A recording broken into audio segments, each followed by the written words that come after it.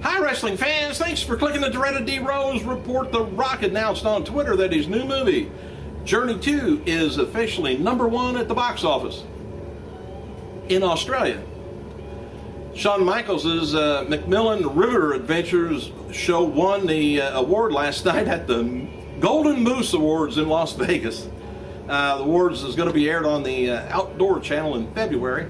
Mick Foley, he's been getting fans to tweet Foley for Royal Rumble in support of him getting a spot at this year's 30-man Battle Royal. After Kurt Angle tweeted support to Foley, Foley wrote the following back. He says, thanks for the support, real Kurt Angle. He says, if I actually win this thing, I'll be terrified at WrestleMania. So he said, I might need an Olympic champion in my corner. And according to theories by conspiracy.com, WWE is listed as one of 354 major companies that support the Stop Online Piracy Act, better known as SOPA.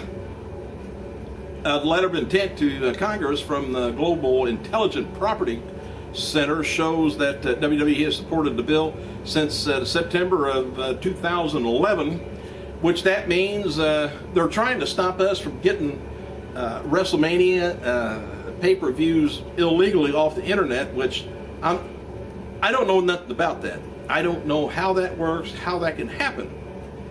But anyway, it does. SOPA is supported also by UFC and NBC Universal and a ton of other people. TNA has announced the following for next week's episode of Impact Wrestling. We're going to have Jeff Hardy and James Storm taking on Bully Ray, Bobby Roode in a tables match. Velvet Sky versus Tara versus Mickie James, #1 contenders match. Matt Morgan taking on Samoa Joe, and returning Alex Shelley versus Zema Ion. And apparently intoxicated Hulk Hogan posted the following video on Twitter last night, calling out Sting for the upcoming TNA UK tour. Hogan is joined by Hacksaw Jim Duggan, Brutus Barber Beefcake, and the Nasty Boys. You might know they're there. And that's just apparently, but he said he wasn't drinking nothing. He's just high on vitamins. I don't know. Anyway, WWE Hall of Famer Jim Ross, he's going to be appearing at the Paul Feinbaum Radio Network this afternoon on XM Channel 91, if you can get that. WWE Diva Beth Phoenix surprised members of the National Guard with a meet and greet before the Raw Super Show January 9th in Memphis, Tennessee. That's a nice surprise. Matches for tonight's TNA Sin City SmackDown on Sci-Fi includes Cody Rhodes taking on Hornswoggle. I bet the people just hate to have a match with Hornswoggle. They're thinking, what did I do wrong? Primo Epico taking on Uzos in a non-title match, so we may know who's going to win on that one. A dance-off between Vicky Guerrero and Brodus Clay. I wonder if Vicky wear the same outfit that Brodus does. Sheamus taking on Wade Barrett, Hunico taking on Ted DiBiase, Santino Marella taking on Drew McIntyre, Mark Henry taking on Daniel Bryan for the World Heavyweight title. Tonight's matches all have stipulations added, as the superstars will be spinning the roulette wheel again. Official fan page, Facebook page of Impact Wrestling has announced Crimson and Matt Morgan is going to be defending the tag team title against Magnus and Samoa Joe February 12th at Against All Odds. Rosita, she is advertised to appear at Steel City Con, which takes place March 4th, 2nd to the 4th, Monroeville Convention Center, Monroeville, Pennsylvania. Don't know why. Casta Ring King is presently in India to tape 13 episodes for the promotion, which debuts on Colors Network, I guess, on January 28th, 2012. Angelina Love is working the current set of tapings, and she's replacing Mickie James, who worked last month's set. The Icon Sting is now on Facebook. His Facebook page can be reached at, of course, facebook.com/RealSting. Chyna, this is funny. Chyna posted a rambling deal on Twitter, what do you want to call it, on Twitter, Wednesday and Thursday, accusing Vince McMahon and WWE of trying to ruin her life. However, she vows to take on her former employer. Chyna writes, says, "I'm coming for you, Vince. You won't leave me alone, so let's go. Call me, coward. You're so lame. A fan of you, your talent. F you." I don't know what she must have had. She probably had a beer to drink before she did all this.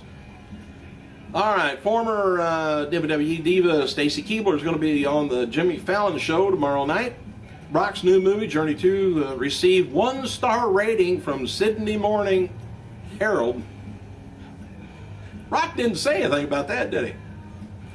Pre-sale code for WWE's return to Dunkin' Donuts Center, Providence, Rhode Island on March 17th is WWE RTW.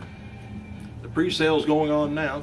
As noted before, Randy Orton is scheduled to return to the ring at Sunday's WWE show in Mexico, New Mexico. The new listing is Orton booked at an upcoming live event in a street fight against Wade Barrett. Chris Jericho and Rich Ward of Fozzy is going to be appearing at the National Association of Music Merchants.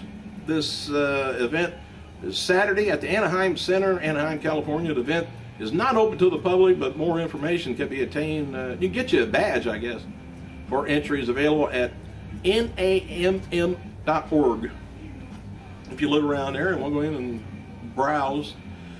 WWE diva Beth Phoenix, she has not appeared on Raw for several weeks. She is training for WrestleMania 28, she says on Twitter.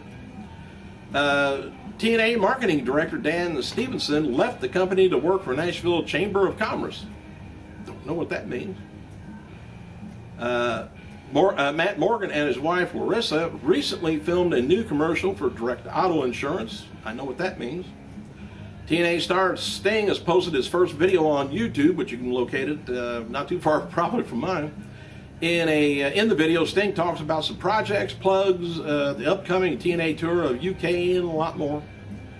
And there's a synopsis online too, if you want to see the content for The Rock, the epic journey of Dwayne "The Rock" Johnson. DVD and Blu-ray set to be released February 21st. Happy birthday to two-time NWA World Champion Firebreaker Chip, 49 years old.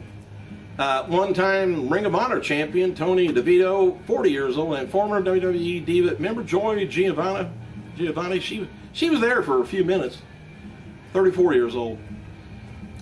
All right, now hang with me. On this day in 1998, Wrestling World lost Hall of Famer Bobo Brazil at the age of 74 years old. Brazil made his name in the 50s competing against the likes of Killer Kowalski, Ernie Ladd, and the Sheik, gaining a reputation as a fluid, impressive mat grappler. By the 60s, Brazil was regularly challenged for major titles. He came up short against WWF's Bruno Sammartino, but won the NWA World title by defeating Buddy Rogers, although the NWA currently doesn't recognize the title change. Technicalities, I don't know. Anyway, he went on to achieve success in both organizations, winning a combination of 52 championships in his career, including 7 WWF United States titles. In addition to his in-ring duties, Bobo also served as a mentor to Rocky Johnson. He retired in 1994, being inducted to then the WWF Hall of Fame later that year. And after retiring, he operated a restaurant in his hometown of Benton Harbor, Michigan. He died in the hospital after suffering a series of strokes. Thanks for clicking, you guys. I gotta go.